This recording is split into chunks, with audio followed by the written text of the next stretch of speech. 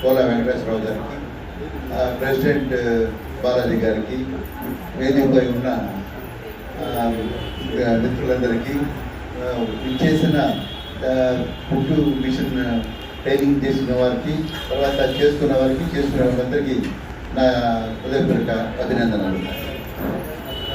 అందరూ చాలా చెప్పారు, అసలు నాకు కూడా చాలా విషయాలు తెలియదు. ఈ టైలరింగ్ అనేది ఎప్పుడు మిషన్ ఎప్పుడు దాన్ని తయారు చేసి వ్యక్తి చెప్పారు. నేను చాలా తెలుసుకున్నాను, చాలా మంచి చాలా చక్కటి విషయాలు చెప్పారు. అమర్నాథ్ గారు అయితేనేమి చెప్పిన మేడం గారు చాలా చక్కటి విషయాలు చెప్పారు, చాలా మంచిది. ఈ సందర్భంగా మన ఫోరం సెంట్రల్ వెల్ఫేర్ ఫోరం గారు సుమారుగా ఇది ఒక్కటే కాకుండా ఈ టైలరింగ్ కాకుండా బ్యూటిషియన్ చాలా కార్యక్రమాలు ట్రైనింగ్ ఇచ్చారు. సుమారుగా 15,000 మందికి ట్రైనింగ్ ఇచ్చారని మనకు తెలిసింది. చాలా మంచి కార్యక్రమం. ఇలాంటి కార్యక్రమం చేసినందుకు వారికి మరొకసారి నా ధన్యవాదాలు.